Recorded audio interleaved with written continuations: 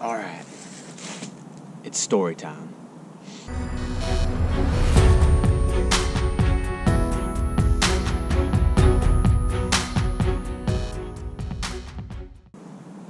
So I started off this hunt kind of like a lot of my other ones started off. I got my battle plan. I knew where I wanted to go. I knew what I was going to do.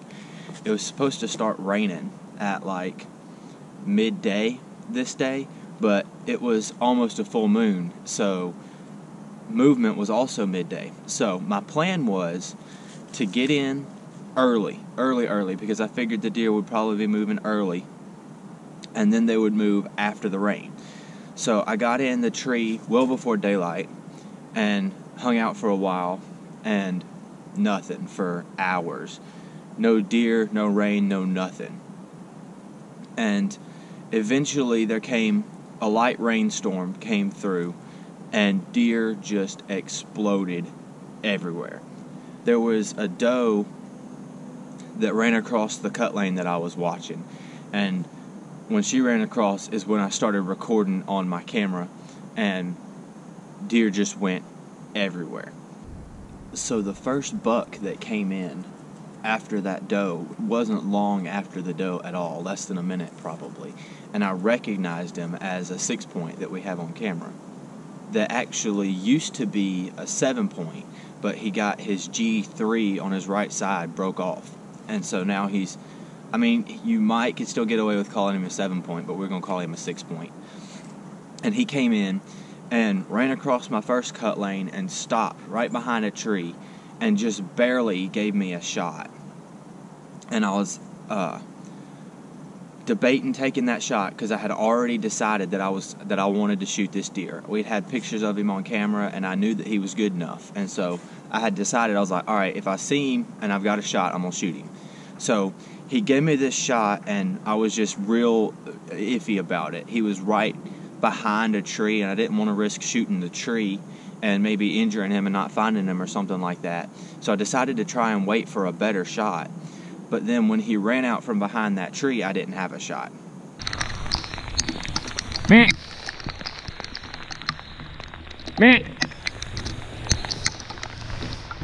Now, he kind of hung out a little bit off to my right, and then he eventually came back across the cutting lane, the same little 6-point. And when I hollered at him that last time, he did stop. He just didn't stop in the cutting lane. He ran out of it and stopped behind a bush. I never saw him again, I don't think. So after he had run off, I sat there for a little while, and the doe eventually left. She was far enough down the cut lane that I could just barely catch a glimpse of her as she crossed back across it. The rain kind of slacked off a little bit after that, but then came an absolute flood. Okay, this is a little bit much. I'm gonna climb down now. So, like I said, I wasn't interested in sitting through that flood at all. So I stood up and threw my rifle over my shoulder, and I unstrapped myself from the tree. I was getting ready to leave, and I turned around again for whatever reason, and I caught a little glimpse of a rack through the bushes behind me. There's another buck. Now, I'm not entirely sure which buck this one was, but I have a feeling that he's the one that I actually wound up killing. I don't know if he saw me while I was trying to climb down, or if he saw me take my rifle off my shoulder or what, but he eventually blew at me and ran off. And there was actually 2 deer that ran off. There was one with him. I think there was a doe with him, and I think the doe blew at me, and then both of them ran off. And that was all I saw for that little bit, but it was crazy to me that there was so many deer moving around during the rain. And so I decided, I was like, well, I'm seeing deer, I'm not leaving. I'm seeing bucks especially. I'm not leaving while there's still deer out here. So I just decided to hunker down. I came up with a different solution. myself leave while there's still a chance of a buck being here. So I just put my jacket up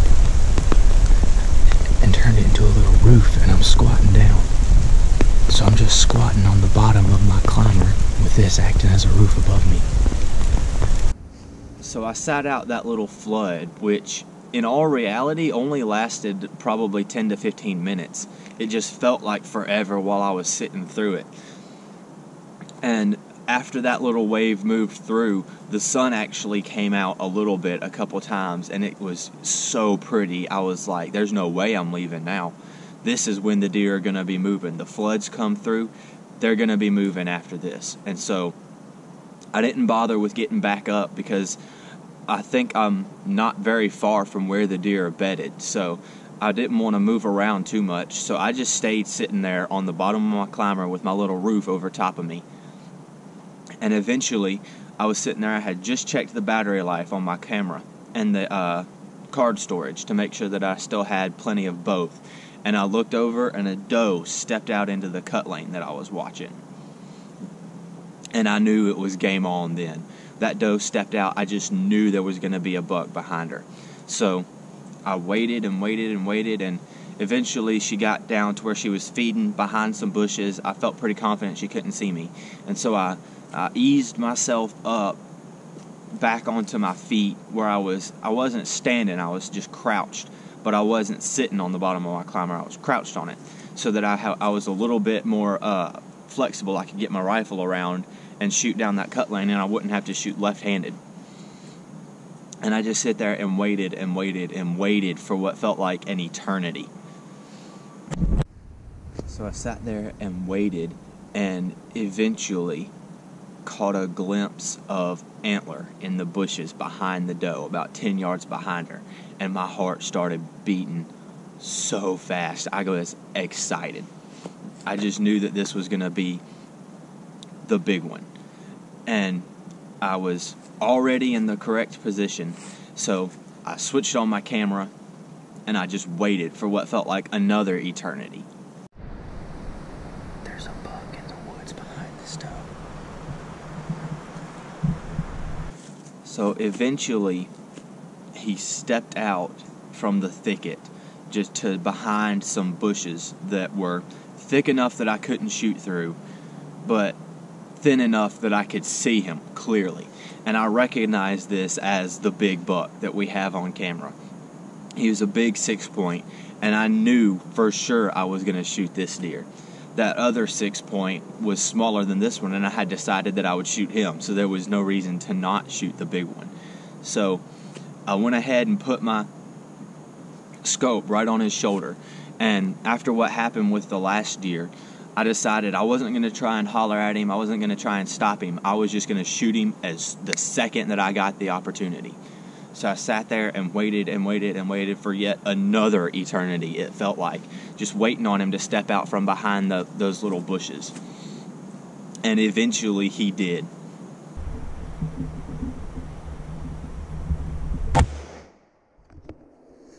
Yes! Whew.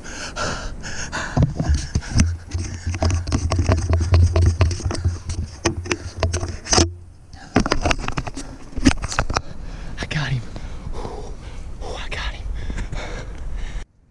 I absolutely smoked him. And to say that I was excited was an understatement. I wanted to not even fool with climbing down. I wanted to just jump out of the tree and take off running looking for him.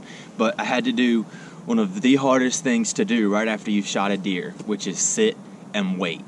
I didn't want to risk him not being dead and me jumping up on him and jumping him up and then him running off and us not being able to find him. I've heard stories about people doing that in the past, and it just would make me sick to shoot this buck and then not find him. So I waited. I decided, I was like, 10 minutes, I'm going to wait, but that's it. I'm not waiting a second longer than that. So I sat there in the tree for 10 minutes and waited, and eventually climbed down and went to go look for him. So I'll let this next little bit of footage speak for itself, because it captures the moment just better than I could ever recount it to y'all. So watch this, and I'll catch up with y'all in a minute. Okay, I'm on the ground now. I gave him about 10 minutes. Let's go see what we got.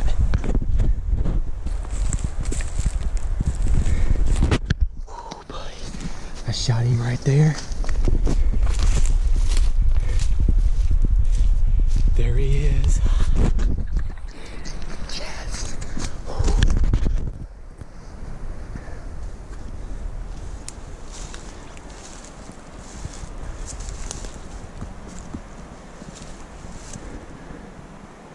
Okay.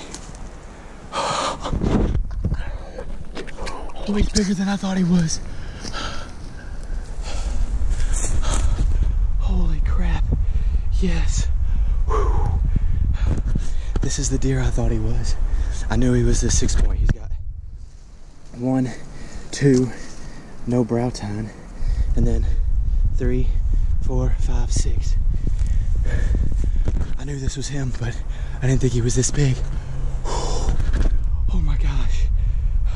After I had taken a little bit to calm down and just take it in, it was time for the work to start. I had to drag him back to the camp, and my dad and my best friend and his dad were all three at the camp, but I didn't want to go get them because I wasn't that far from the camp. I wanted to just try and haul it up in there myself and surprise them. So I gave that a shot.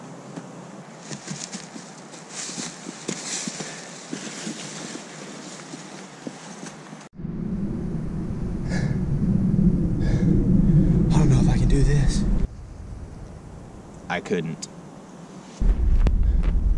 I could go get some of the boys from back at the camp, but I really want to just bust up in there and surprise them. I'm sure they heard me shoot, but I really want to just tote it in there, see their reaction. So I got my rope now. Maybe that'll work a little bit better. It didn't.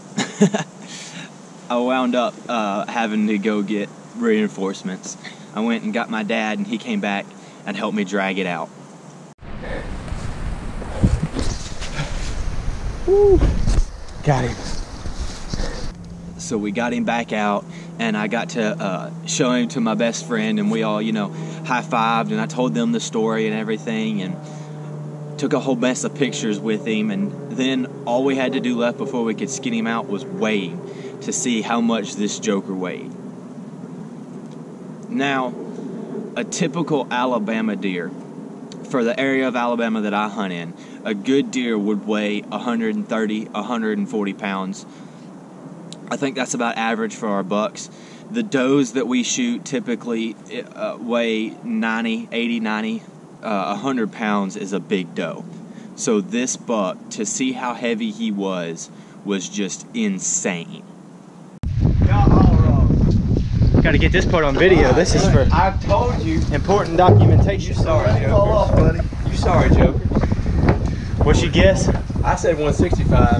I said 154. I'm thinking 175-ish. Yeah. Woo! He's over 175. Is it really? He's 180.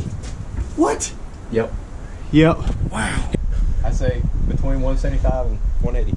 We gonna round up. He's 180.